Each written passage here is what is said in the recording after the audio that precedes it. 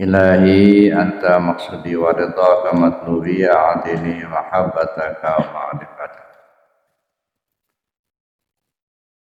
Yang saya hormati Bapak Ketua Forum Silaturahmi antar masjid Sebandar Lampung, Bapak Haji Dadang Suwandi beserta Ibu, dan yang saya hormati Bapak pengurus Masjid Al-Alim serta bapak-bapak para bina sepuh, bapak ibu para jamaah rahimakumullah. Alhamdulillah, bersyukur kita kepada Allah Subhanahu wa taala pada pagi hari ini kita ditakdirkan Allah dapat bersama-sama hadir di masjid ini untuk melaksanakan ibadah salat subuh berjamaah. Dan kita lanjutkan dengan ta'lim subuh. Mudah-mudahan semua aktivitas kita di pagi hari ini mendapatkan ridha dari Allah Subhanahu wa taala. Amin Allahumma. Bapak Ibu yang saya hormati, kalau di awal dulu saya pernah kemukakan bahwa kajian yang perlu kita selesaikan adalah pengkajian tentang dua kalimat syahadat. Jadi sekedar untuk menyegarkan ingatan, saya perlu kemukakan kembali bahwa dalam dua kalimat syahadat itu ada 5 tahapan yang perlu kita pelajari. Yang pertama, kita perlu belajar dan memahami tentang cara mengucapkan dua kalimat syahadat. Itu ilmunya ilmu fikih atau ilmu syariat. Yang kedua, kita perlu tahu cara mengamalkan dua kalimat syahadat. Itu ilmunya ilmu tarekat. Kita sudah talqin zikir, kita sudah belajar cara mengamalkan zikir. Yang ketiga, kita perlu tahu isi dari dua kalimat syahadat itu. Ilmunya ilmu tauhid atau ilmu akidah. Yang keempat, kita perlu tahu posisi atau memahami posisi dari dua kalimat syahadat.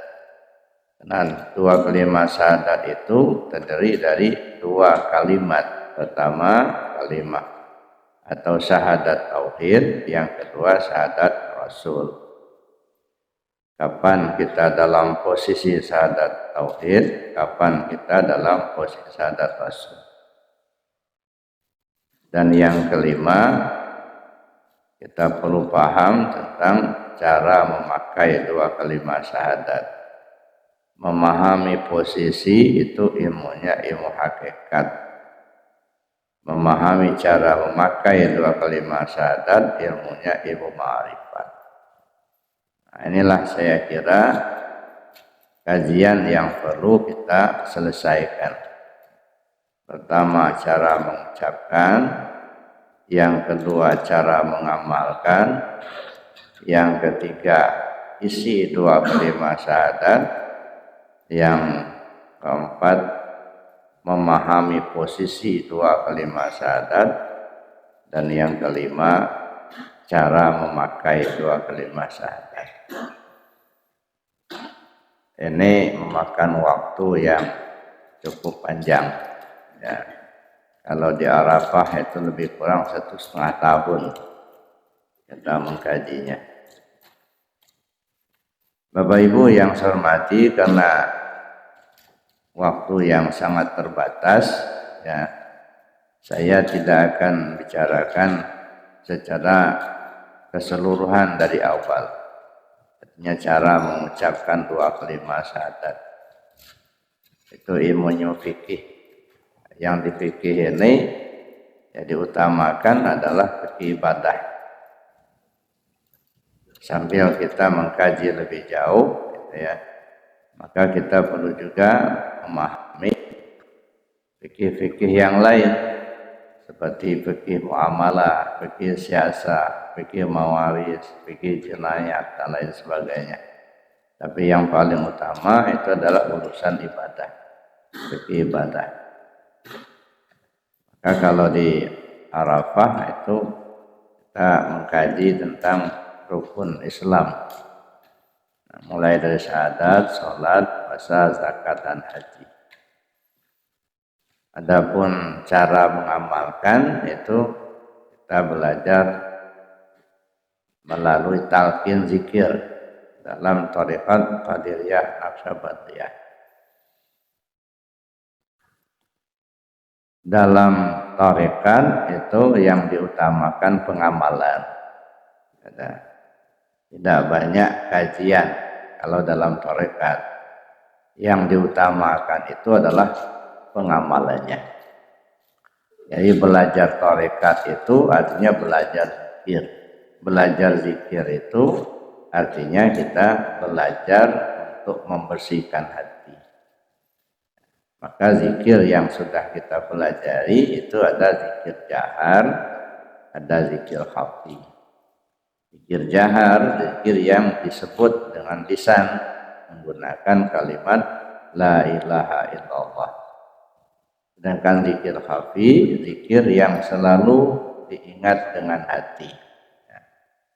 Dalam tarekat Qadiriyah Naqsyabandiyah yang diajarkan oleh penguasa Abah Hanom dari Suryalaya, amalan pokoknya itu 4. Ya, ini amalan pokok.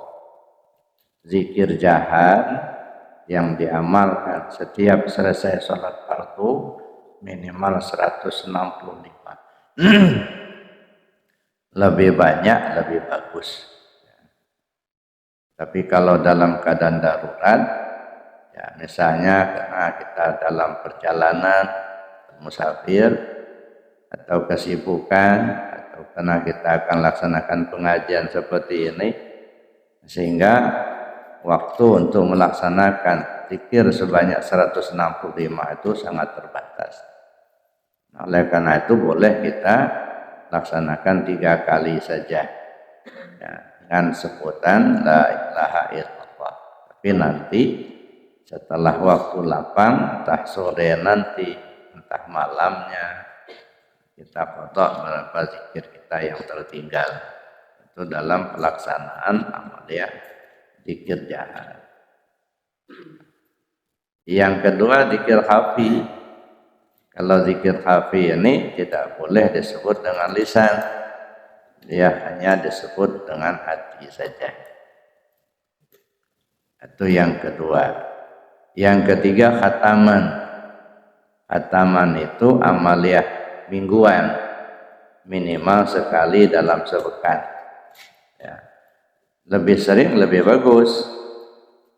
Maka akan kita laksanakan setiap malam misalnya lebih baik, tapi minimal sekali dalam sepekan. Itu ada bukunya, ada panduannya, itu khataman. Dan yang keempat manakib, ya, dilaksanakan minimal sekali dalam sebulan. Nah inilah amaliyah pokok dalam thariqat Qadiriyah Naqsyabandiyah.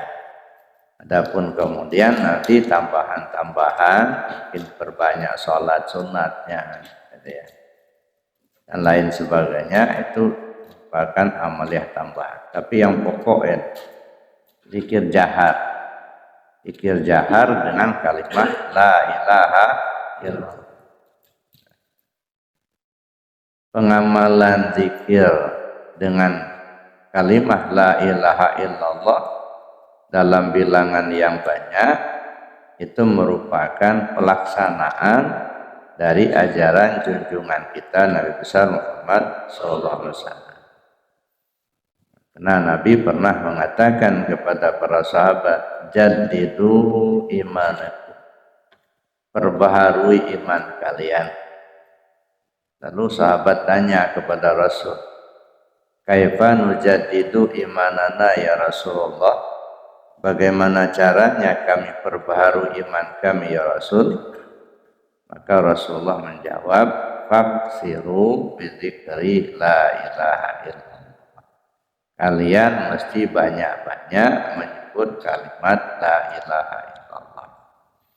Nah, jadi kita mengamalkan zikir dengan la ilaha illallah itu dalam bilangan yang banyak, itu merupakan pelaksanaan dari ajaran junjungan kita Nabi besar Muhammad sallallahu alaihi wasallam. Nah, kalau kita yakin ya, iman kepada Rasul, yakin akan kebenaran ajarannya, inilah salah satu ajaran yang beliau sampaikan untuk kita amalkan. Jadi nggak usah ragu-ragu Bapak Ibu, ya. Nggak usah ragu-ragu dengan zikir la ilaha illallah dengan bilangan yang banyak, takut bid'ah, ya. Nggak usah ragu-ragu, takut gila. Jadi salah satu ajaran yang beliau sampaikan itu perbanyak dengan zikir la ilaha illallah. Mengapa kita harus banyak berzikir dengan kalimat la ilaha illallah ini? Supaya lidah kita terbiasa dulu dengan menyebut kalimat itu. Sebab kalau sudah terbiasa, harapan untuk husnul khatimah, ya, meninggal dunia dalam husnul khatimah dan dengan kalimat la ilaha illallah, insya Allah itu akan tercapai. Sebab harapan semua, termasuk semua kita, ya, mudah-mudahan kita meninggalkan dunia ini dalam keadaan husnul khatimah.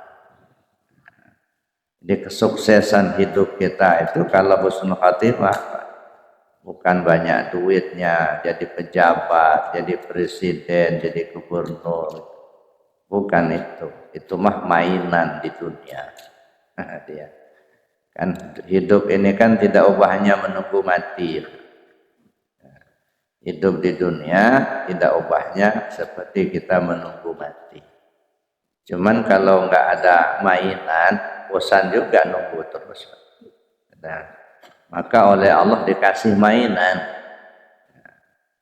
Dikasihlah kita ada pekerjaan yang kita hadapi sehari-hari. Entahlah sebagai petani, entah sebagai pedagang, entah sebagai pegawai, itu mainan. Dikasihlah kita harta, ya, ada kebun, ada sawah, ada apa namanya toko, itu mah mainan.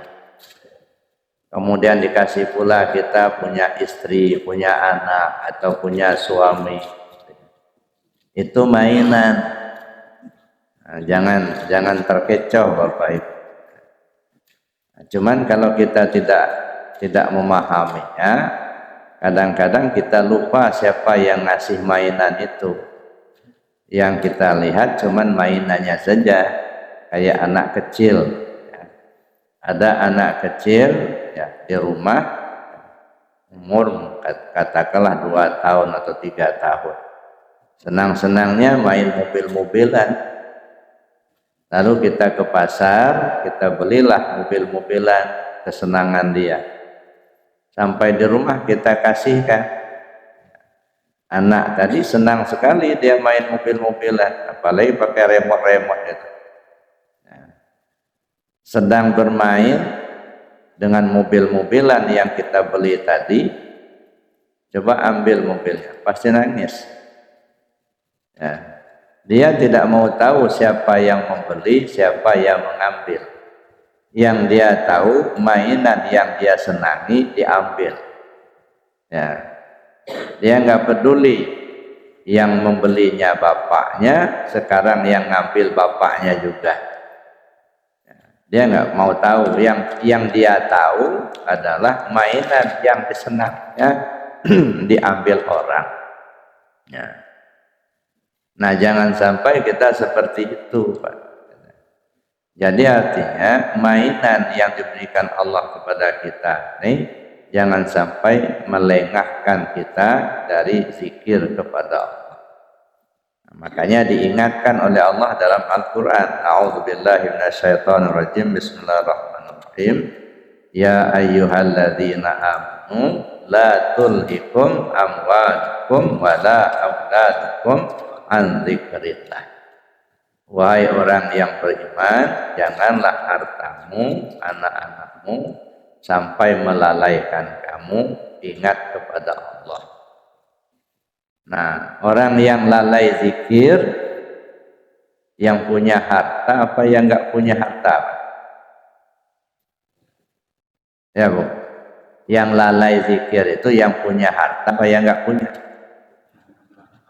Ya dua-duanya. Ada orang yang lalai zikirnya karena enggak punya harta. Ya, lupa dia kepada Allah, akhirnya dia maling. Nah, kenapa? Karena dia enggak punya. Ada juga orang lalai zikirnya karena punya.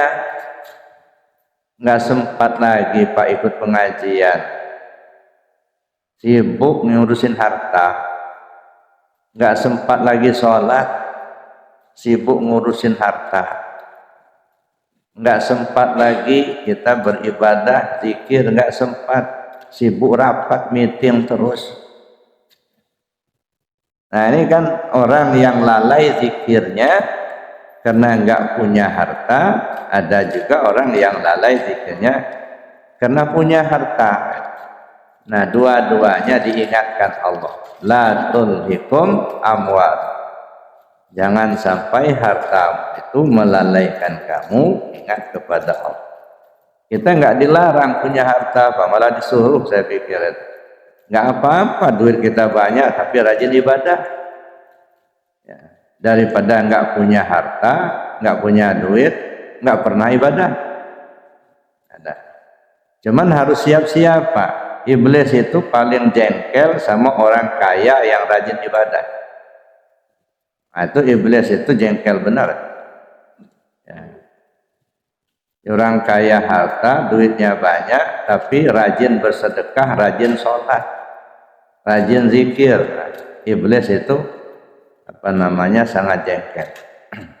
Ya. Tapi nggak apa-apa, ya, karena memang tugas iblis itu mencari teman sebanyak-banyaknya untuk menghuni neraka. Karena dulu ketika Allah perintahkan kepada para malaikat dan iblis untuk sujud kepada Adam, fasajadu illa iblis. Para malaikat bersujud, nah kecuali iblis, aba wastakbara wa kana minal kafirin. Dia enggan, enggak mau dia sujud sama Adam. Masa Adam pelahir kemarin, gua ini udah 4000 tahun jadi presiden, kata iblis. Azazil itu kan bosnya iblis Pak, presidennya iblis. 4000 tahun pernah memimpin malaikat, jadi presiden 4000 tahun, bukan 3 periode Pak. 4000 tahun. Ini selalu dia mengajarkan betul kepada para malaikat, kepada anak buahnya, kepada rakyatnya, tidak boleh menyembah kepada yang lain kecuali hanya kepada Allah. Ini Adam baru lahir kemarin disuruh sujud sama Allah. Nah nggak mau dia. Nah, akhirnya Allah putuskan dia penghuni neraka buat selamanya.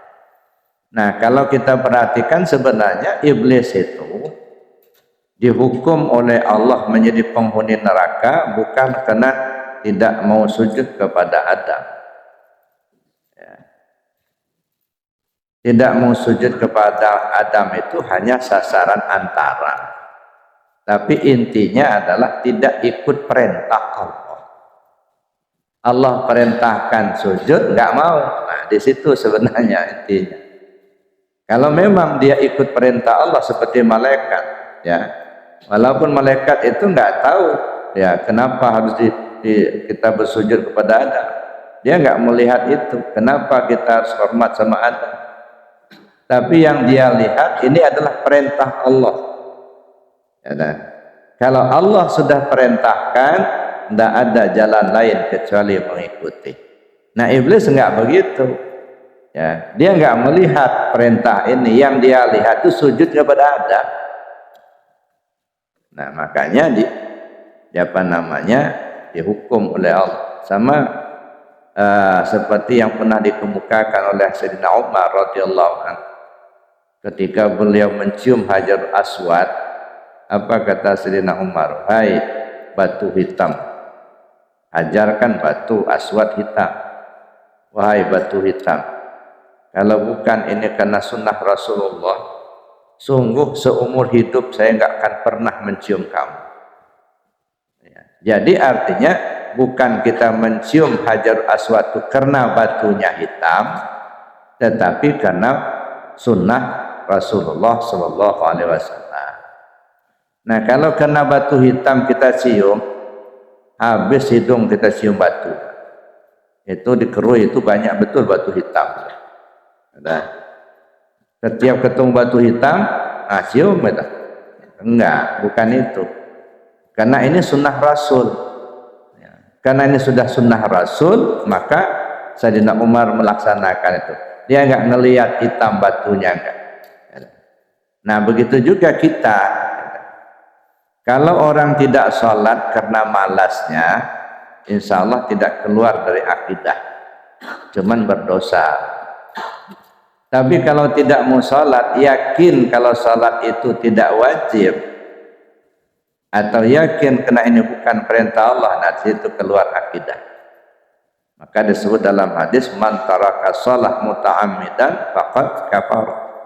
Siapa orang yang meninggalkan sholat secara sengaja, maka dia kafir. Nah, sengajanya itu karena sadar ini perintah Allah tapi nggak mau ikut. Ini tahu dia ini wajib tapi nggak mau kerjakan.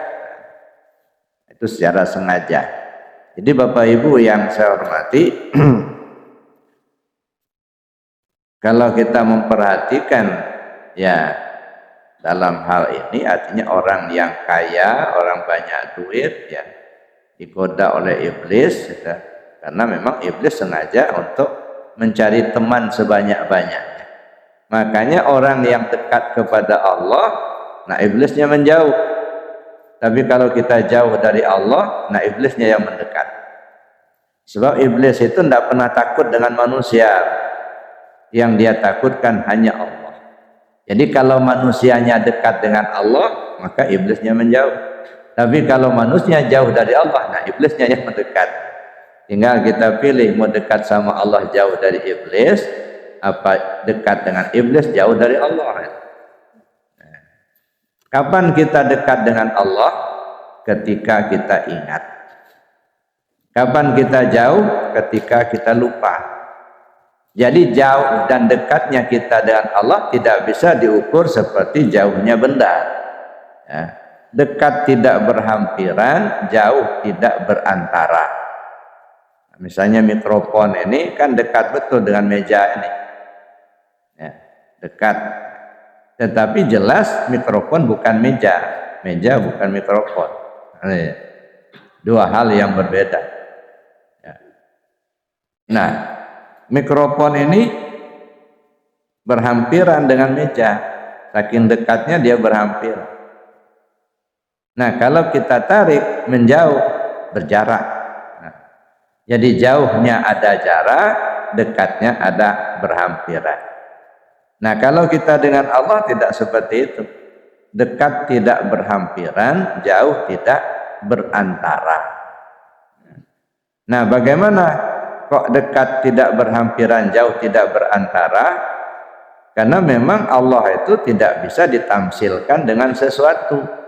Laisa kamitslihi syai'un. Jadi kalau bicara tentang Allah, tidak bisa diumpamakan dengan sesuatu. Oh, kayak ini, kayak itu, bukan. Biasanya kalau kayak itu tanda bukan. Kamu kayak orang kaya, tanda miskin. Kamu kayak orang pintar, kayak tanda bodoh. Nah, jadi kalau kaya itu bukan. Nah, jadi Allah Subhanahu Wa Taala itu tidak dapat ditamsilkan dengan sesuatu apapun. Laisa kamitslihi syai'un. Dan Allah itu walam yakul lahu kufuwan ahad. Tak ada satupun yang menyamainya. Ya. Jadi nggak bisa kejangkau dengan akal kita ya tentang zatnya Allah, nggak bisa. Maka kita untuk mengenal Allah itu tidak bisa kita langsung memikirkan tentang zatnya. Ya. Tafakkaru fi khalqillah wa la tafakkaru fi zatihi. Cukup kamu pikirkan ciptaan Allah, jangan kamu pikirkan zat. Fatuhlik, Anda pasti celaka. Nah, jadi kalau kita memikirkan tentang zatnya, sungguh tidak akan terjangkau. Karena akal kita ini ciptaannya, ya, ciptaan Allah. Nah, kalau akal kita bisa menjangkaunya, berarti ada kesamaan, ada setara akal kita dengan Allah. Ya, Maha suci Allah dari berdosa. Yang bisa kita lakukan hanyalah memikirkan ciptaannya untuk kita mengenal Allah itu sendiri. Memikirkan ciptaan Allah ini kan banyak sekali, Pak. Karena yang disebut alam itu adalah ma siwallah. Selain Allah itu namanya alam. Surga itu alam, neraka alam, bumi, langit, bulan, bintang, matahari alam, manusia, malaikat, jin, iblis alam. Jadi selain Allah itu alam. Karena alam ini sangat banyak, nggak mungkin kita akan pikirkan secara keseluruhan. Maka ulama tasawuf membagi alam itu kepada dua. Ada alam kabir, ada alam shaghir. Alam kabir, alam terkembang, ya, alam yang luas ini. Di alam kabir, surga, neraka, aras, kursi, bumi, langit, bulan, bintang, matahari, manusia, malaikat, jin, iblis, itu namanya alam kabir. Ya. Nah, karena begitu luas, tidak mungkin akal kita bisa menjangkaunya. Jangankan keseluruhan, Pak. Mikirin semut aja, itu nggak selesai-selesai semut hidup, Pak. Ya. Kalau kita pikirkan berapa biji sih semut di Lampung, pening kita mikirnya, ya, atau berapa macam, ukurannya berapa senti satu, berapa mili satu, warnanya ada berapa biji. Masya Allah, nggak akan selesai seumur hidup kita, Pak. Itu semut aja itu, belum cacing, belum kuman, belum orang, binatang, nggak selesai. Nah, karena itu para ulama tasawuf itu membaginya kepada alam kabir dan alam shaghir. Alam kabir, alam terkembang, alam shaghir, diri kita manusia. Nah, ini diri kita manusia inilah disebut alam shaghir, atau istilah saya ini miniatur alam kabir. Jadi diri manusia ini miniatur alam kabir. Artinya apa yang ada di alam besar ini, ya, secara hakikatnya ada di diri kita. Bicara langit ada, bumi ada, surga ada, neraka ada, ya, binatang ada nggak binatang di diri kita? Ada. Cacing-cacing itu kan binatang, ya. Rumput-rumputan ada nggak? Ada rumputan. Tumbuh-tumbuhan ada nggak di diri kita? Banyak. Bulu-bulu itu tumbuh-tumbuhan semua itu. Ya, sama seperti di alam kabir ini, Pak. Cobalah perhatikan, di mana sumber air, rumputnya lebat-lebat di situ. Ya. Juga begitu di diri kita nih. Coba perhatikan sumber-sumber air, nah banyak ada rumput kan di sana. Laut ada di diri kita. Sungai ada. Kadang-kadang lagi ngaji begini, misi ibu ya mau ngalirin sungai. Nah, keluar dia ke WC. Jadi sungai ada. Surga ada, neraka ada. Ya. Senang, kesenangan. Pernah enggak Bapak Ibu merasakan senang, bahagia gitu? Pernah enggak merasakan itu? Sering. Ya, itu ibaratnya masuk surga. Pernah enggak merasakan sedih, gelisah, susah? Apalagi kalau enggak punya duit. Pernah enggak ngalami itu? Nah, itu ibaratnya neraka. Jadi kita ini kadang-kadang masuk surga, kadang masuk neraka. Makanya kata Rabi Adawiyah, biarlah saya masuk neraka asal bersama Allah. Ya. Artinya biarlah hidup susah, Pak, asal ada iman. Ya. Hidup kita susah, kadang-kadang makan saja nggak mencukupi, tapi alhamdulillah ada iman di dada. Itu modal utama. Lebih baik itu daripada duitnya banyak, jabatan tinggi, gitu, rumahnya bagus, mobil mewah, tapi nggak ada iman. Nah, makanya kata Buya Hamka, ya rahimahullah taala, apa kata beliau? Nikmat Allah itu terbagi ketiga. Ada yang penting untuk kita miliki, ada yang sangat penting untuk kita miliki, ada yang lebih penting untuk kita miliki. Yang penting apa? Sandang, pangan, papan. Itu penting untuk kita miliki. Nah, yang lebih penting dari itu sehat. Ya, apalah artinya duit banyak, tapi ini nggak boleh makan, ini nggak boleh makan. Uangnya banyak miliaran, tapi nasi nggak boleh, garam nggak boleh, minyak nggak boleh, jarak jalan agak jauh nggak boleh. Tengkungkung, Pak. Ya. Nah, makanya yang sandang, pangan, papan penting kita miliki. Kita butuh sandang yang kita pakai, ya. Pangan yang kita makan, papan yang kita tempati. Ada rumah, cukup pakaian, cukup makanan. Nah, sandang, pangan, papan. Yang kedua sehat. Ya. Sehat itu mahal, Pak. Ya. Nah, cuman kadang-kadang kita baru tahu sehat itu mahal ketika dia sudah nggak ada. Memiliki sehat diumbar, Pak, sehatnya. Ya. Kadang-kadang judi, kadang-kadang meluyur ke sana sini, sholat nggak pernah, zikir nggak pernah.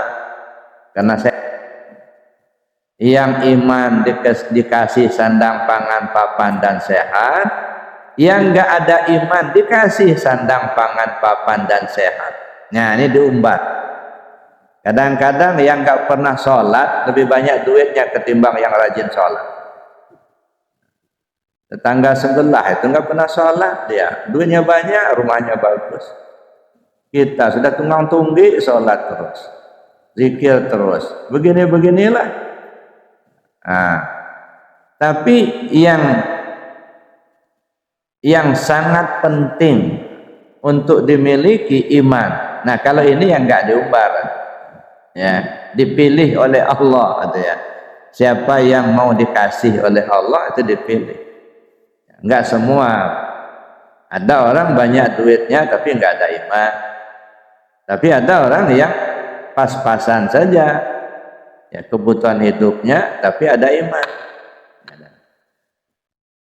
Nabi SAW, ya, pernah ditawarkan oleh Jibril, ya, karena Rasul SAW sering mengalami, ya, pernah satu ketika Rasul sholat, kemudian ada sahabat di samping. Setiap Rasul itu ruku ada bunyi. Begitu sujud bunyi lagi.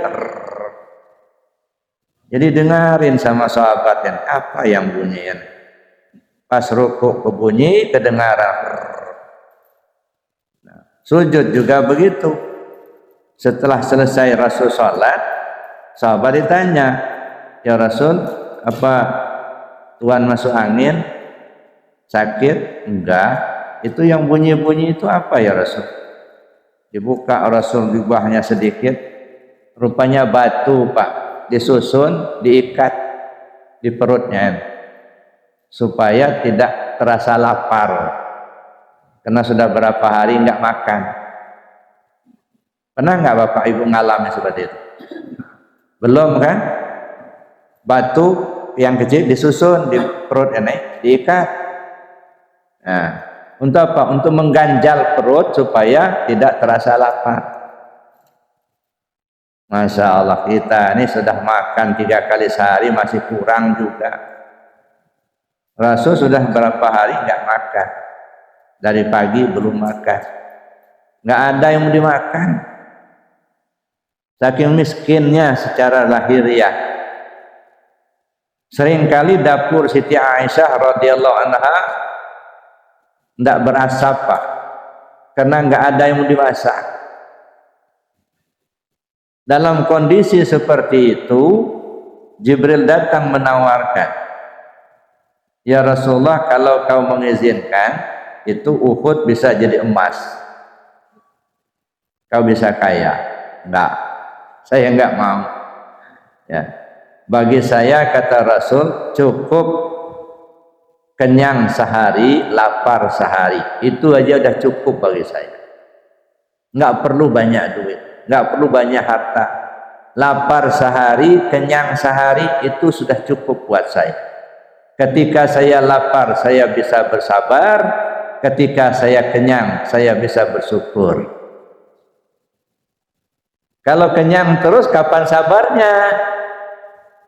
Ada Siti Aisyah, Siti Khadijah radhiyallahu anha, ini cerita yang pernah saya baca. Ya. Pernah satu ketika Rasulullah pulang ke rumah. Lalu kemudian didapatinya Siti Khadijah sedang menangis. Lalu ditanya, kenapa engkau menangis? Ya. Enggak jawab. Apakah karena hartamu sudah habis, aku gunakan untuk dakwah agama? Diam, enggak jawab. Tapi terus menetes air mata, membasahi pipi. Rasul desak, kenapa kau menangis? Ya Rasul, kata Siti Khadijah radhiyallahu anha, usiaku sudah lanjut, saya enggak punya apa-apa, semuanya saya serahkan kepada Allah dan Rasul. Saya tidak pernah menyesali karena harta habis, enggak. Yang saya tangiskan, ya Rasul, usiaku sudah lanjut, dakwahmu untuk menyebarkan agama ini belum selesai.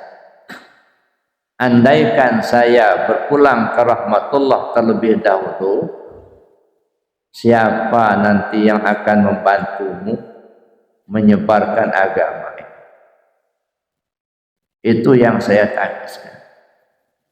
Kalau memang waktunya sampai, ya Rasul, saya sudah berkalang tanah di alam kubur, sedangkan engkau akan mendakwahkan agama ini ke suatu tempat, tetapi kau tidak dapat menjangkau tempat itu kecuali pakai jembatan.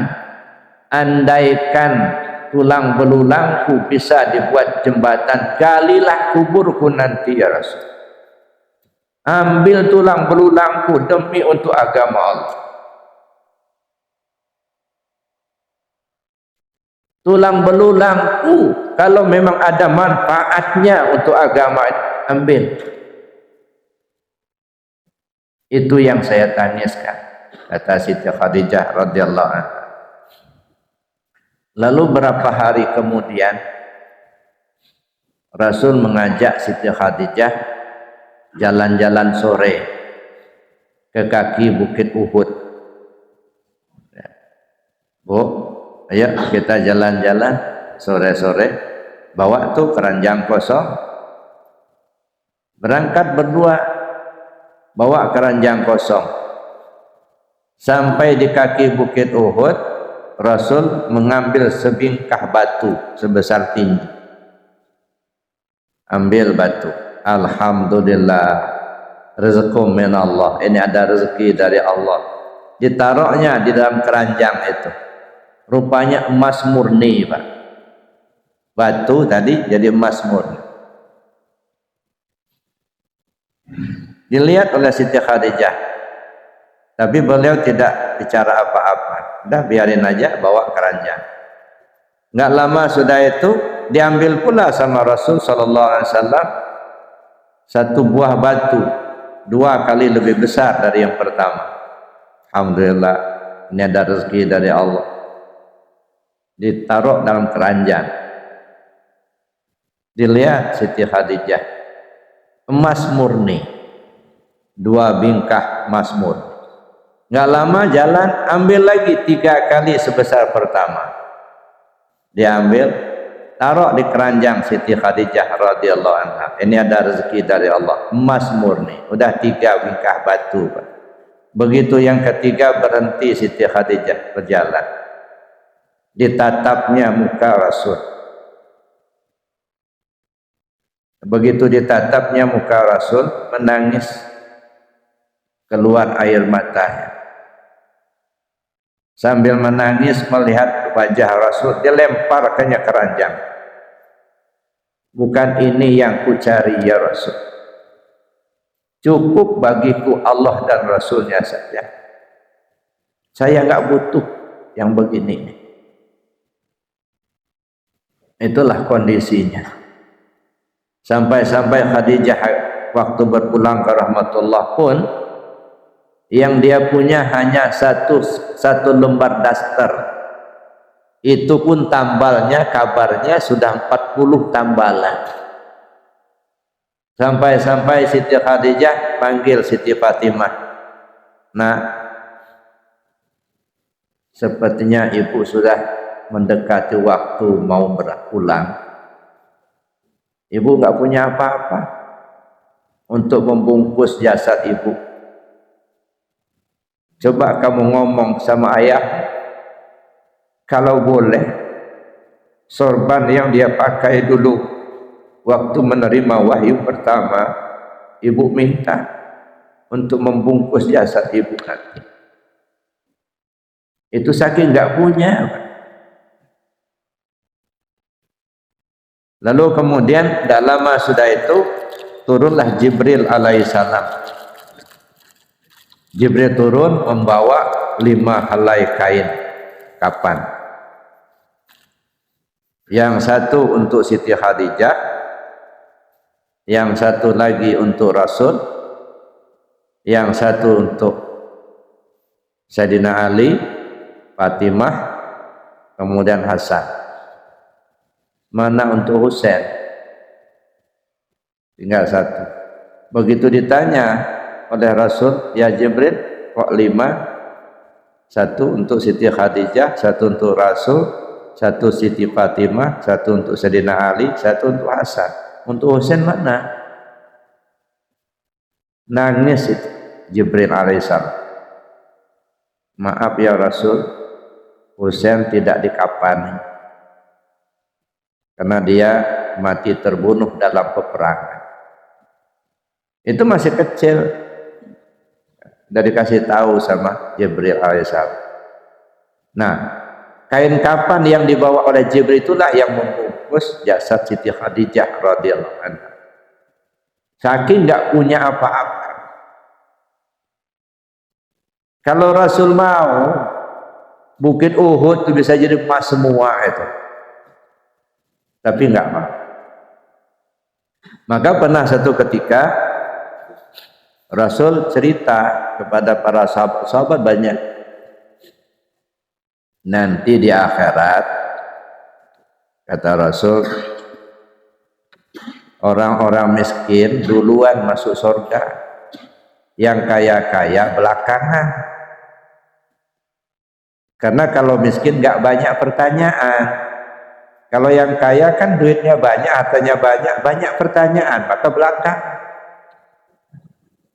Ada seorang sahabat kaya raya, duitnya banyak. Dia dengar nasihat Rasul tadi. Kalau orang miskin duluan masuk surga karena nggak banyak pertanyaan. Kalau orang kaya belakangan karena banyak pertanyaannya. Pikiran seorang sahabat ini, saya ini banyak duit ini, banyak harta ini. Berarti saya belakangan nanti masuk surga. Nggak mau saya kepingin jadi orang miskin aja. Dijualnya semua hartanya Pak, dijadikan duit. Pokoknya semua harta jual semua, udah jadi duit. Harta sudah terjual semua, tapi sudah pegang duit, kata. Rencananya mau dihabisin semua biar jadi orang miskin. Nggak tahunya di tahun itu kurma di kota Madinah itu tidak berhasil bagus lah, banyak busuk sehingga harganya turun. Biasanya harganya umpama 50.000, harganya paling 25.000 lagi sekilonya. Nah, oleh sahabat ini tadi, kurma busuk itu dibelinya semua 2 kali.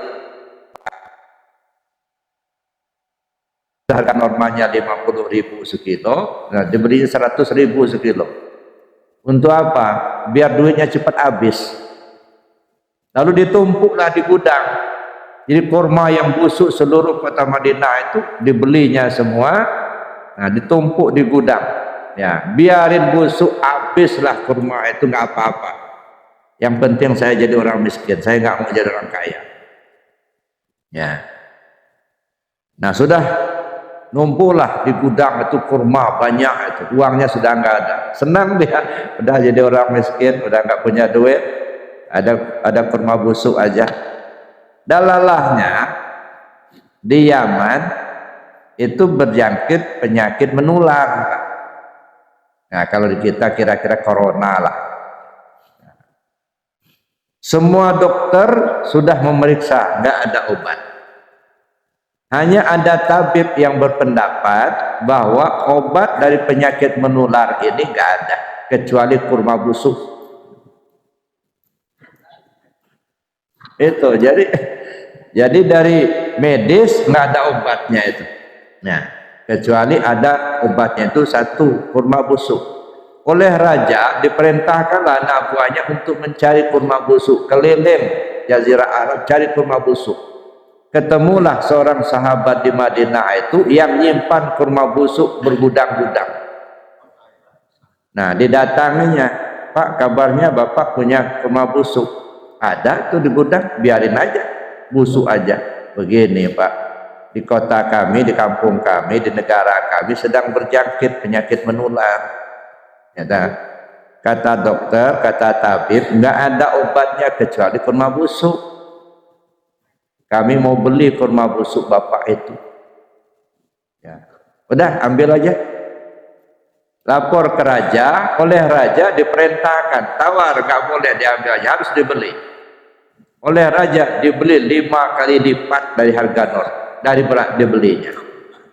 Nah, 5 kali lipat Pak dari harga beli dia. Dia beli 2 kali lipat harga normal jadi 100.000. Nah sekarang dibeli 500.000 sekilo. Kaya lagi Pak. Jadi kalau memang tulisan kepala kita itu mau kaya, kaya itulah. Tapi kalau nggak ada tulisannya, biar kuntang panting kita usah, nggak bakal kaya. Memang udah tulisnya kayak gitu. Nah, jadi artinya Bapak Ibu yang sama, bukan persoalan kaya dan miskinnya sebenarnya. Ya deh. Persoalannya tersangkut tidak harta itu di hati. Nah, ini masalah. Ya deh. Ada orang kaya harta, banyak duitnya, tapi nggak nyangkut di hatinya. Ada duit sedekah, bangunkan masjid, bantu anak yatim. Dia nggak nyangkut di hati. Murah memberi, murah menolong orang. Ada saya baca di majalah itu, ada orang kaya di tanah Arab itu punya bank. Ya. Duitnya banyak, tapi lagaknya kayak nggak punya duit. Ya, gayanya kalau hari Jumat dia duluan pergi ke masjid membangkan tikar, nyapu masjid. Itu orang ke bosnya itu banyak duit, sehingga sampai-sampai orang nggak tahu kalau dia yang punya bank besar itu, yang punya duit. Ya, pakai jubah begitu, nyapu, membangkan tikar. Nggak ada kelihatan dia sebagai orang kaya banyak denda. Jadi nggak dilarang kan kita jadi orang kaya harta, itu boleh saja. Buktinya Allah wajibkan bayar zakat. Itu kan mengisyaratkan bahwa Allah memerintahkan kita supaya banyak duitnya. Ya dah. Kalau nggak banyak duitnya gimana membayar zakat? Ya dah. Nah, jadi artinya yang tidak boleh itu tersangkut di hati. la tulhikum amwalukum wala auladukum an dzikrillah. Jangan sampai hartamu dan anakmu itu membuat kamu lalai ingatnya kepada Allah. Silakan punya harta yang banyak, nggak masalah, tapi jangan nyangkut di hati. Nah, udahlah nggak punya harta, tapi di hati nyangkut terus. Ya, hilang duit 50.000 saja udah puntang-panting, ribut sekampung. Dulu pernah, nggak usah ceritakan di mana dan siapa Pak, saya pernah nyaksikan. Jadi ada seorang anak masih TK, ya, mau hasil oleh ibunya uang 50 rupiah kerencengan itu. Ya namanya di rumah itu belum berangkat, tapi sudah nyetel. Ya seragam sudah dipakai, tasnya sudah disandang, ya. Sambil disuapin maknya makan, tapi uang 50 rupiah kenceng itu sudah dipegang, ya dikasihkan ibunya. Giliran mau berangkat, mau diantarkan oleh ibunya, ditanya, uang tadi mana? Hilang, nggak ada lagi. Dicari di kantongnya, nggak ada. Taruh di mana? Nggak tahu, kata si anak tadi. Ya, nggak tahu, nggak ingat dia. Ya, dicari-cari sama ibunya itu, nggak ketemu uang 50 rupiah kerencengan itu. Akhirnya Masya Allah Pak, anak itu dipukul sama ibunya sampai nangis, nggak jadi sekolah gara-gara uang 50 rupiah kerenceng itu hilang. Ya, dipukulnya anak itu sampai bajunya dibuka, nggak usah sekolah, nggak sekolahan. Nah ini namanya lengket di hati. Kalau nggak lengket di hati ya sudah, biarin aja. Ya kan sudah makan juga, ya kan, nggak usah jajan, nggak apa-apa. Ini nggak dipukul, ya dah. La ilaha illallah. Kasihan ngelihat anaknya. Nah, bagaimana kalau yang tidak apa namanya tidak lengket di hati? Dulu mungkin pernah saya cerita bagaimana seorang sahabat yaitu Sayyidina Ali karamallahu wajhah, ketika beliau didatangi oleh seorang kakek-kakek, ya dah, datang ke rumah. Ali, ada apa kek? Saya dulu waktu masih muda sering bawa barang dagangan sama ayah,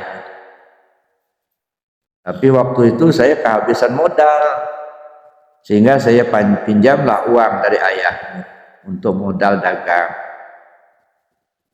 Tapi sampai ayahmu berpulang ke rahmatullah, saya nggak bisa bayar utang itu. Alhamdulillah sekarang saya punya duit, saya datang sekarang ingin bayar utang saya sama ayahmu dulu. Dikeluarkannya uang sekepok Pak.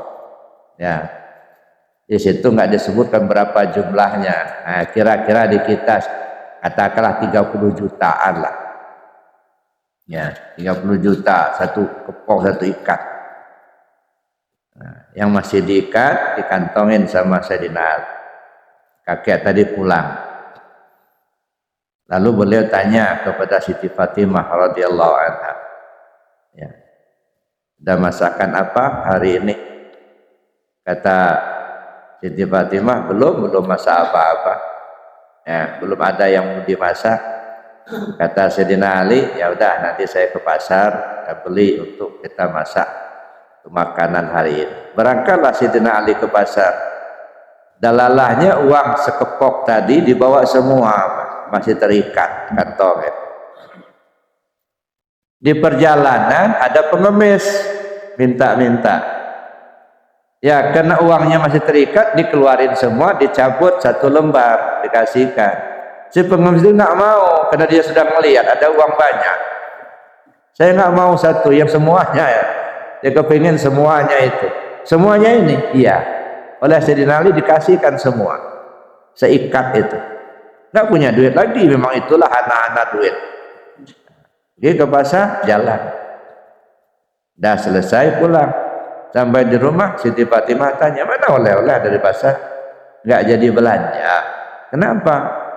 tadi di jalan ada pengemis, saya kasih 1 lembar, nggak mau, dia minta semua. Ya sudah, saya kasihin semua.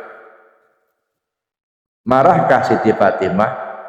Masya Allah, apa ungkapan Siti Fatimah ketika mendengar itu? Nggak jadi belanja. Ada pengemis, dia minta saya kasih 1 lembar, nggak mau, dia minta semua, saya kasih semua. Kata Siti Fatimah, alhamdulillah, Allah mengangkat rezeki kita. Nah, kira-kira kalau ibu seperti itu gimana ya?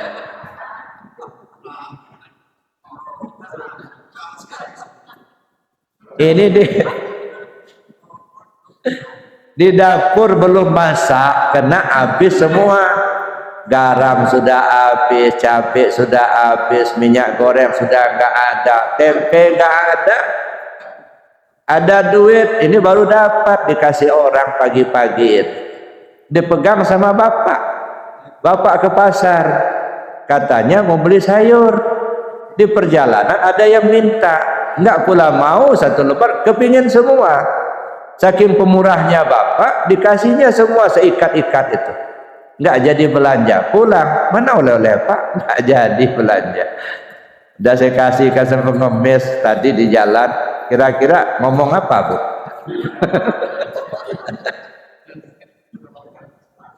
Masya Allah, dasar kada otak ada ya. Mulai keluar itu, keluar semua. Udah jelas di rumah gak ada apa-apa, pengemis minta dikasihkan semua, mana otak lo?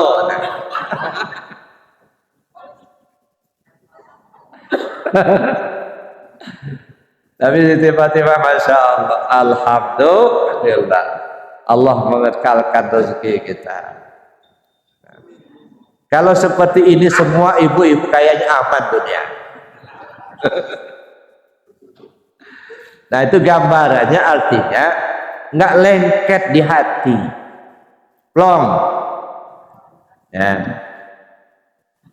Dulu pernah kejadian juga Pak, di kampung saya. Kalau di kampung itu kan kebiasaan kalau lebar itu ada namanya pangan. Nah, kalau pangan itu masing-masing kepala keluarga itu bawa makanan ke masjid atau ke lapangan. Kalau harinya cerah di lapangan, kalau pas mendung atau hujan di masjid. Tapi pangan itu artinya makan bersama, ya. Jadi masing-masing kepala keluarga itu dari satu keluarga lah bawa, kalau di sana namanya pelambangan. Jadi ada sayur, ada nasi, ya, ada kuenya gitu di pelambangan itu, dibawalah ke lapangan. Jadi artinya makan bareng. Besok mau pangan, si ibu ngomong sama si bapak, ya Pak, besok kan kita pangan, itu belum ada loh untuk dimasak, kira-kira sayur kita apa besok? Kata si bapak, ya sudah, nanti saya ke sungai ngejala, bawalah jala, ya dari pagi itu berangkat ke sungai ngejala, dapat ikan singkil itu banyak, ya untuk sayur besok, pangan besok. Pulang bawa jala sama bawa ikan yang sudah ditingkil itu, ya. Di perjalanan ada ibu-ibu dari ngejala, iya katanya, bagus benar ikannya tuh. Iya, bagaimana nggak bagus, ini baru dapat katanya. Udah punya saya aja lah kata ibu tadi kan. Mau? Ya mau kata ibu. Dikasihkan sama si bapak, setingkil-tingkil itulah. Kata, dikasihkan sama si bapak tadi. Ya. Sampai di rumah istrinya nanya, mana oleh-oleh menjalan?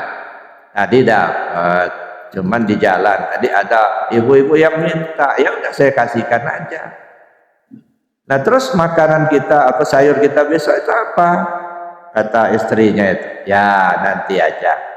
Kalau memang ya kita mau ikut pangan besok, ya nanti dikasih sama Allah. Kalau enggak ya sudah, kita ikut aja, nggak usah kita bawa apa-apa. Ya si istri diam aja. Sore-sore kira-kira waktu maghrib begitu, ada orang datang. Assalamualaikum. Salam. Pak Kiai katanya, minta maaf saya baru turun dari ladang. Rupanya muridnya dari ladang, nggak bawa apa-apa katanya. Ini cuma ada ayam dan 3 ekor katanya. 3 ekor yang jago-jago itu. Ada kasihkan ayam. 3 ekor ayam sama oleh-oleh yang lain. Ya namanya dari kebun, singkong segala macam. Nah ini untuk sayur besok itu 3 ekor ayam itu. Masya Allah. Jadi ikan tadi dikasihkan sama orang, dah datang pertolongan Allah. Ayam 3 ekor, ya lebih dari ikan tadi. Jadi itu artinya, kalau kita sabar, ya Allah akan memberikan. Jadi si bapak tadi ngasihkan ikan yang hasil jala tadi, kayak nggak ada beban begitu. Mau, ya sudah ini. Nah kalau kita mungkin pilih-pilih mana yang kecil ini. Kayak inilah ya.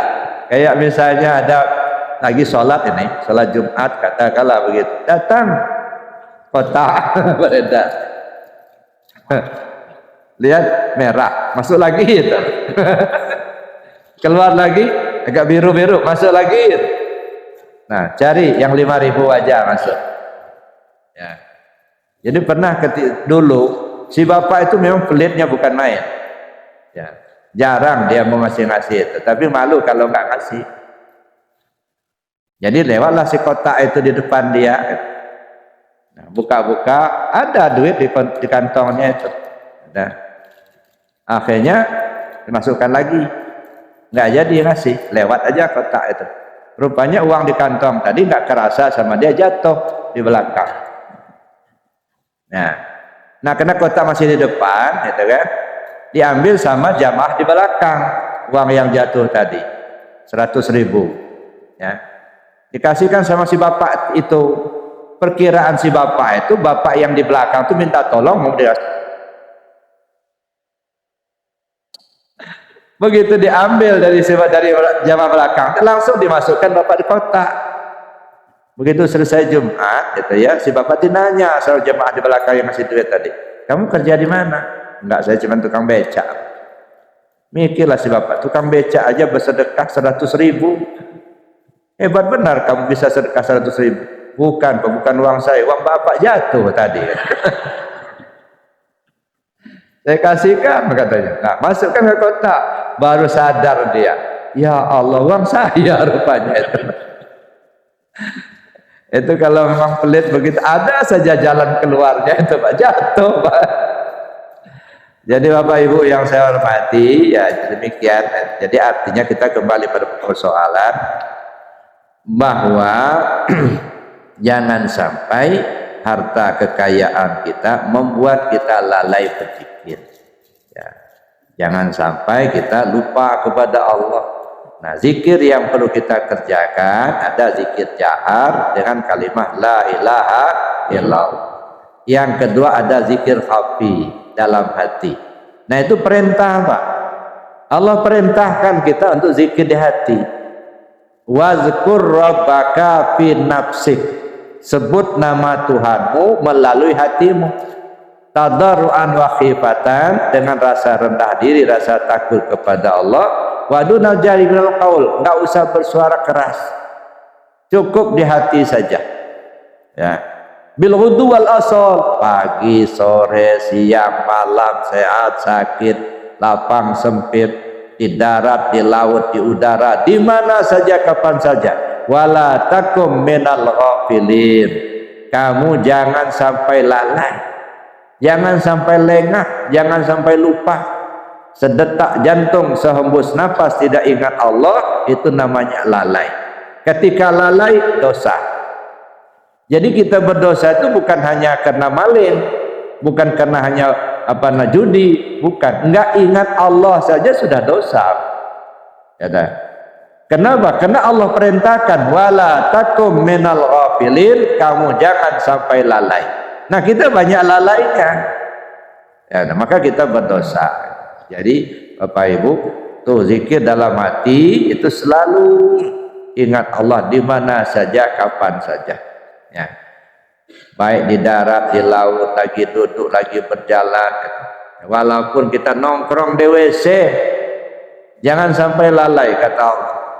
Gimana jadinya kalau kita nggak ingat Allah lagi nongkrong di WC, datang malaikat maut, udah karam kita jadinya. Makanya Allah ingatkan betul, jangan sampai lengah. Terus di hati ini ingat kepada Allah. Terus menerus, itu yang kedua. Jadi zikir jahat, zikir khafi dalam hati. Nah, zikir ini kan banyak macamnya, Pak. Ya, zikir syariat itu zikir jahat. Jadi zikir syariat itu yang diucapkan dan yang diperbuat, itu zikir syariat. Salat, nah, zikir syariat. Baca Quran, nyebut la ilaha illallah, tasbih, tahmid, itu zikir syariat semua. Nah, yang kedua zikir dalam tarekat. Zikir tarekat ingat hati kepada Allah. Itu terus menerus ingat hati ke Allah. Jangan sampai zahirnya kita salat tapi hati kita tidak ingat Allah. Fawailul lil musallin. Nah, yang ketiga zikir hakikat, namanya alatnya rasa, dirasa. Apakah kita ketika sholat merasa kita yang sholat atau bukan? Nah, jadi kalau kita masih merasa ada, itu masih perlu untuk dikaji lebih jauh. Bagaimana supaya kita merasa tidak ada? Ya. Mengkaji ilmu tasawuf, mengkaji ilmu tauhid sampai merasakan diri kita nggak ada, yang ada hanya Allah. Kalimatnya la ilaha illallah. Itu zikir hakikat dengan rasa. Masuk ke zikir ma'rifat dengan cara pandang. Fainama tuwalu fasamma wajhullah. Kemanapun kau menghadap, di situ wajah Allah. Apapun yang kita pandang, terlihat adanya Allah. Itu orang yang sudah ma'rifat, zikir ma'rifat. Maka saya katakan, kalau zikir ma'rifat itu tiada huruf yang akan disusun, tiada kata yang akan dirangkai, tiada kalimat yang akan disebut. Tidak ada sebutan. Ya. Tidak ada huruf yang akan disusun, tiada kata yang akan dirangkai. Tidak ada kalimat yang akan disebut. Tidak. Tapi setiap dia memandang sesuatu, dia terlihat adanya Allah. Jadi ingat Allah itu dengan memandangnya saja sudah ingat Allah. Nah, kalau sudah begitu kan, ya mungkin dia tidak sebut, tetapi dipandang sudah ingat kepada Allah. Bapak Ibu yang saya hormati, saya kira demikian untuk pagi ini. Mudah-mudahan ada manfaatnya untuk kita semua, dan mudah-mudahan ada peningkatan kita dari hari ke hari untuk lebih dekat kepada Allah. Amin. Amin Allahumma amin. Saya kira demikian. Terima kasih. Assalamualaikum warahmatullahi wabarakatuh. Alhamdulillah dari sekalian kita simak yang saya ucapkan dari kajian ini menjadi menambah keimanan. Namun sebelum kami tutup, barangkali kita sediakan tiga pertanyaan. Siapkan pertanyaannya, bapak-bapak, ibu, siapkan tiga. Kalau kita juga sedang tidur dan nanti kasih.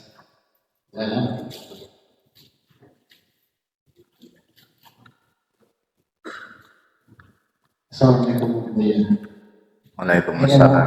Hanya mengenai najis batin. Kalau yang mutasawuf, najis batin itu dibersihkan dengan 7 samudra, 7 lautan, belum terbersihkan. Yang saya pertanyakan adalah apa itu najis batin dan bagaimana cara membersihkannya. Yang kedua ini, Allah itu kan terjemahkan pada diri kita itu tubuh kita.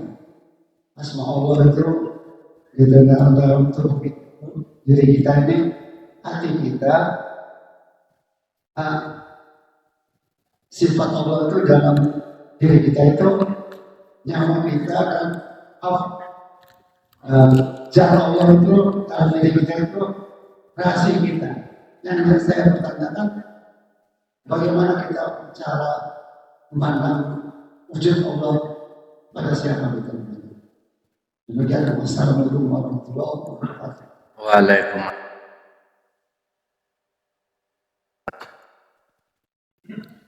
Jadi Bapak Ibu yang saya hormati, yang ditanyakan yang pertama tadi apa? Najis batin. Nah, bagaimana cara membersihkannya? Ya, kalau najis zahir kan jelas itu. Jadi mensucikan diri kita ini ada 4 langkah. Yang pertama, mensucikan anggota tubuh zahir, mensucikan dari hadas besar dan kecil. Itu langkah pertama. Jadi mensucikan hadas besar mandi, mensucikan hadas kecil wudu. Ya. Kemudian terbuang najisnya, benda, bau dan rasa. Itu langkah pertama, mensucikan diri. Yang kedua, mensucikan anggota tubuh zahir. Anggota tubuh zahir kita ada 8. Mata, telinga, hidung, mulut, tangan, kaki, perut, dan kemaluan. Ya, membersihkannya bukan pakai air, tapi istighfar dan taubat. Cara membersihkan anggota tubuh zahir itu istighfar dan taubat. Masuk ke yang ketiga, membersihkan anggota tubuh batin, sentralnya di hati. Membersihkannya tidak cukup istighfar dan taubat, tapi harus pakai zikir. Likulli syai'in siqalah wa siqalatul qalbi zikrullah. Segala sesuatunya ada alat pembersih hati itu zikir kepada Allah. Jadi zikir untuk membersihkan hati. Ada. Nah yang keempat, membersihkan ruh Rabbani, membersihkan diri kita yang sebenarnya. Ya, nah membersihkannya tidak cukup istighfar dan taubat, tidak cukup pakai zikir, tetapi harus mengenal diri. Kenal diri, kenal kepada Allah. Kenal kepada Allah, hilang sangkutan. Tak tersangkut lagi hati kita itu dengan apa dan siapa. Nah kalau sudah nggak ada ketersangkutan, nah baru bersih namanya. Kalau masih nyangkut belum, tersangkut sama duit, tersangkut sama harta, tersangkut sama makhluk, tersangkut sama jabatan, itu masih kotor Pak. Nah, bersih itu kalau nggak tersangkut lagi kepada apa dan siapa, kecuali kepada Allah saja. Itu cara pembersihannya. Nah najis batin ini ya namanya batin. Nah ini bukan penyakit batin. Kalau penyakit batin, iri, dengki, hasud, itu penyakit batin. Najis batin itu mengaku diri kita ada. Itu najis. Maka ada istilah, ya. Kan kita takbiratul ihram, Allahu Akbar. Kita takbiratul ihram diharamkan mengaku adanya kita. Kalau fikih kan yang takbiratul ihram itu diharamkan kita melaksanakan perbuatan yang halal sebelum takbir. Begitu kita takbir nggak boleh lagi makan minum kan halal. Dan begitu takbir nggak boleh, itu di syariat. Tapi di hakikatnya apa yang diharamkan? Ngaku ada. Ya, makanya ada istilah dalam tasawuf, maaf Bapak Ibu jangan dipahami secara sederhana ya, harus dipikirkan masa-masa. Kalau kamu sudah bermakrifat kepada Allah, haram kamu sholat. Nah, gimana kita memahaminya? Kalau Pak Rabto sudah makrifat sama Allah, Pak Rabto haram sholat. Najis itu sholat. Nah, ini bisa jadi fitnah nih kalau nggak tuntas ini. Artinya kalau sudah ma'rifat tidak boleh kita ngaku kita yang sholat. Haram kita ngaku kita yang sholat. Kalau masih ngaku kita yang sholat belum ma'rifat namanya. Nah, kalau sudah ma'rifat tidak boleh kamu sholat. Nah kamu sholatnya itu ya nggak boleh. Kamu itu mengaku kita yang sholat. Karena al-abid wal ma'bud wahid gitu. Nah, jadi najis batin itu makanya benar nggak bisa dibersihkan oleh 7 lautan. Gitu. Kenapa? Ya nggak pakai air. Gitu. Mesti kita hilangkan keakuan diri. Ngaku ada itu najis. Ada.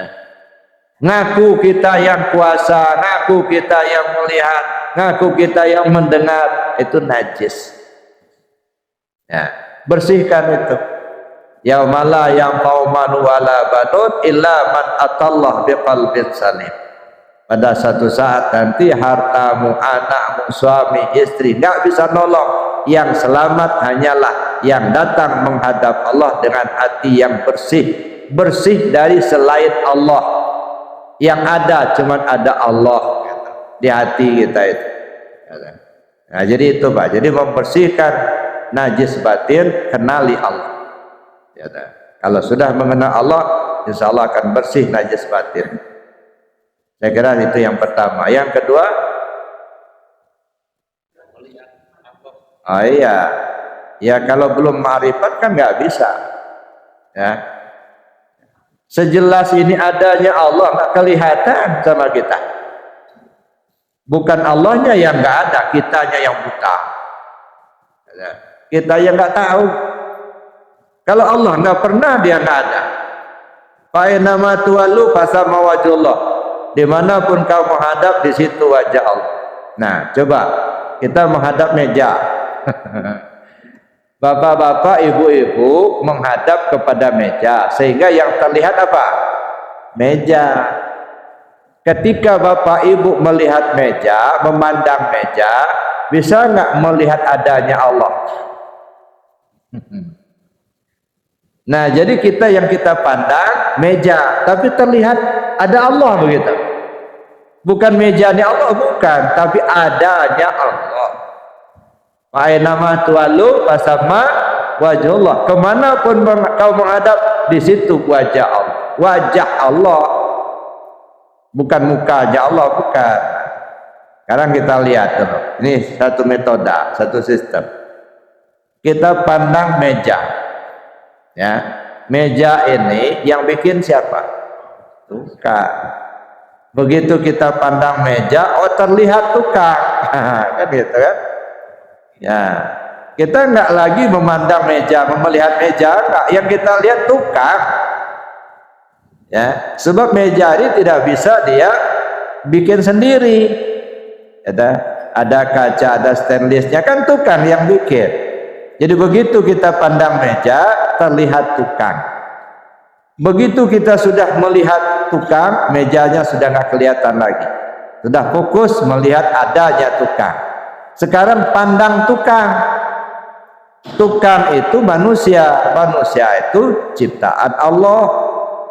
Dia hidup pakai hayat Allah. Dia melihat pakai basar Allah. Dia mendengar pakai sama Allah. Nah, terlihat kita adanya Allah. Yang kita ya Allah. Kenapa adanya Allah? Si tukang ini tidak bisa berbuat apa-apa, enggak. Ya dah. Dia bisa hidup karena pakai hayat Allah. Dia mendengar pakai samanya Allah. Dia melihat pakai basarnya Allah. Dia punya keinginan untuk bikin meja pakai iradatnya Allah. Nah, kalau begitu yang kita lihat itu Allah itulah. Nggak kelihatan lagi ada tukang, enggak? Yang kita lihat adanya Allah, bukan tukang itu Allah, bukan, adanya. Ya, nah itu metode.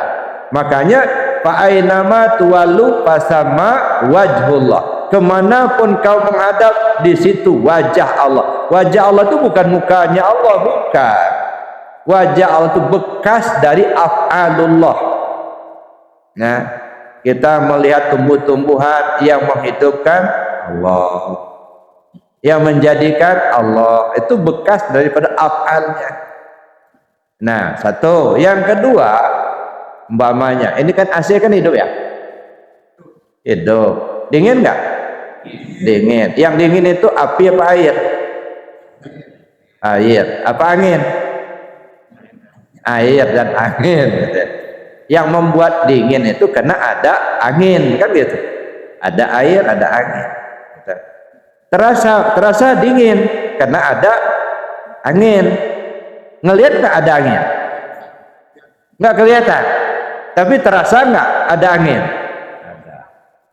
Jadi kita tidak pernah melihat ada angin, tapi merasakan ada angin. Nah, coba gunakan rasa itu. Ya, kita nggak pernah melihat angin, tapi angin lagi berhembus nih. Mana ada angin? Dirasa. Nah, merasa nggak kalau kita ini hidup? Yang hidup itu Allah. Merasa nggak kalau kita ini mendengar? Mendengar itu Allah. Menghilangkan rasa adanya kita untuk menimbulkan adanya Allah. Jadi kita bukan mengaku Tuhan, bukan, tapi mengaku nggak ada. Ketika kita sudah merasakan ketiadaan diri kita, maka yang tinggal hanya adanya Allah. Kan begitu. Nah, ini kan tertutup. Kita tidak bisa melihat adanya Allah. Kenapa? Tertutup. Yang nutupnya siapa? Ya kita sendiri yang nutupnya. Pakai apa kita nutupnya? Pakai akuan-akuan. Ngaku-ngaku aku yang melihat. Basar Allah tak kelihatan enggak? Aku yang kuasa. Qadar Allah mana? Nah, jadi tidak terlihat adanya Allah. Kenapa? Karena ditutup oleh pengakuan diri kita sendiri. Coba buang akuan-akuan itu. Nah, baru terlihat adanya Allah. Ya, terlihat Allah kuasa karena kita merasakan ketiada kuasa kita. Cuman kadang-kadang kita ini cuman bisa ngomong tapi nggak paham. La haula wala quwata illa billah. Udah kita omongin begitu. Begitu kita dengar hayya 'alas shalah. Apa jawabannya? La haula wala quwata illa billah. Tiada daya, tiada upaya, tiada kemauan, tiada kemampuan melainkan dengan Allah, kata kita. Lalu kita berangkat dari rumah jalan kaki, katanya tiada daya, tiada upaya, tapi jalan. Nah, yang jalan itu siapa? Ya, katanya tiada daya upaya, tapi nyatanya kita tegak berdiri. Yang tegak berdiri siapa? Nah, nggak usah dijawab, pahami saja. Nah, jadi kalau kita paham sebenarnya apa yang kita sebut la haula wala quwata illa billah tadi, udah selesailah itu. Cuman kadang-kadang kita hafal tapi nggak paham. Nah, ini yang kita cari itu pahamnya itu. Ya, mudah-mudahan diberi paham oleh Allah. Amin Allah. Saya kira demikian. Terima kasih. Cukup ya. Cukup. Ya, alhamdulillah terjadi cukup sini dan sebelum kami tutup kita mohon diimani oleh pemimpin doa kita mudah-mudahan senantiasa dididik oleh Allah Subhanahu wa taala. Bismillahirrahmanirrahim. Allahumma inni astaudi'uka ma 'allamtani wardudhu ilayya inda hajati wa la tansani ya rabbal alamin. Subhanakallahumma wa bihamdika asyhadu an la ilaha illa anta astaghfiruka wa atubu ilaik. Assalamualaikum warahmatullahi wabarakatuh.